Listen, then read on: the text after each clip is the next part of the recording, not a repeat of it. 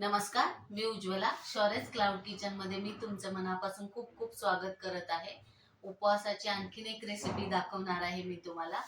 उपवासाचं fruit custard. चला तर मग रेसिपीला सुरुवात करूया.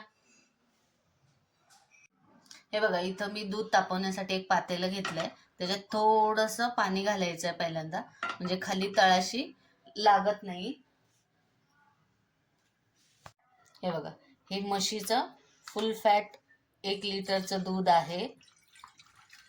हे तापवून घ्यायचं आहे बारीक गॅसवर. हे बघा, हे मी ड्रायफ्रुट्स फक्त काजू आणि बदाम भिजत घातलेले. हे बघा, हे आता मिक्सरच्या भांड्यात चांगलं वाटून घेऊया. थोडंसं दूध टाकून वाटून घ्यायचं आहे. हे बघा, काजू बदामाची अशी पेस्ट करून घ्यायची आहे. एकदम स्मूथ अशी पेस्ट करून घ्यायची आहे. हे बघा, दूध चांगलं उकळलंय. आता हे हलवायचं आहे.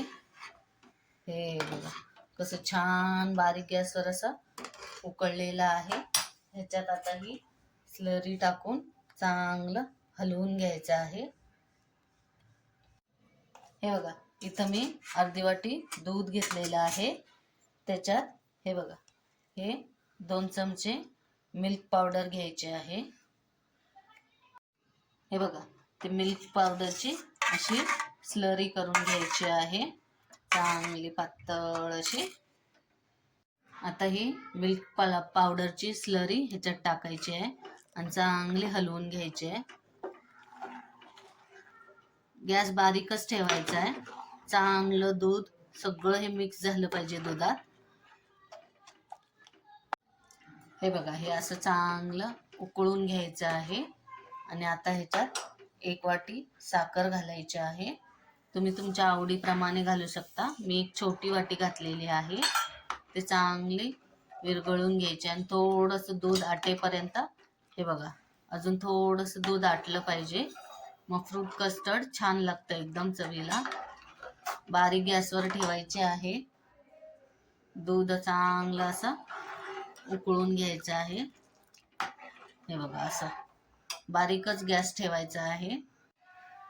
हे बघा, दूध असं चांगलं उकळवून घेतलेलं आहे. हे बघा, एवढं थोडंसं असं दाटसर करूया. हे बघा, हे उकळून आता हे बघा, इथं इथं होतं पहिला. हे बघा, ही निशाण दिसते, इथं होतं, त्याच्या अर्ध केलेलं आहे मी दूध. तर असं दूध ठेवायचं आहे. आता हे आपण थंड करायला ठेवूया.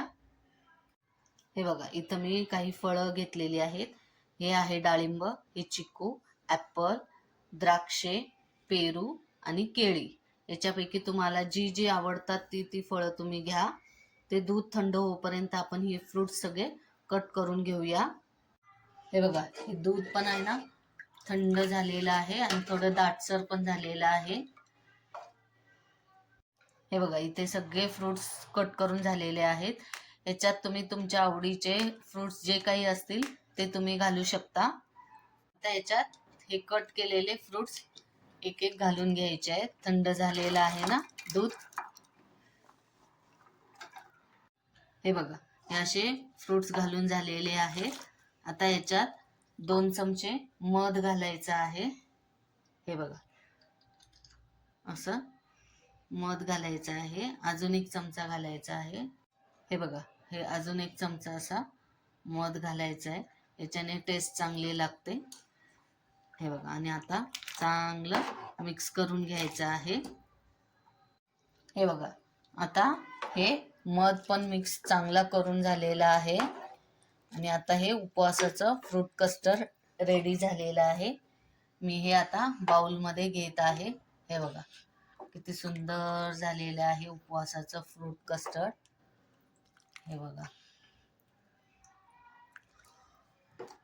हे बघा, उपवासाचे फ्रूट कस्टर्ड रेडी झालेले आहे. ह्याच्यात तुम्ही कुठल्याही प्रकारचे तुमच्या आवडीचे फ्रूट्स घालू शकता. हे तुम्ही महाशिवरात्रीला करून तुमच्या फॅमिलीला देऊ शकता. चांगला पोटभरीचा हा पदार्थ आहे. चव पण खूप सुंदर झालेली आहे.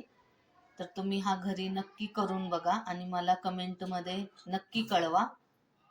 हा माझा मुलगा शौर्य आहे. हा तुम्हाला टेस्ट करून दाखवणार आहे उपवासाचं फ्रूट सॅलड. चला टेस्ट करूया.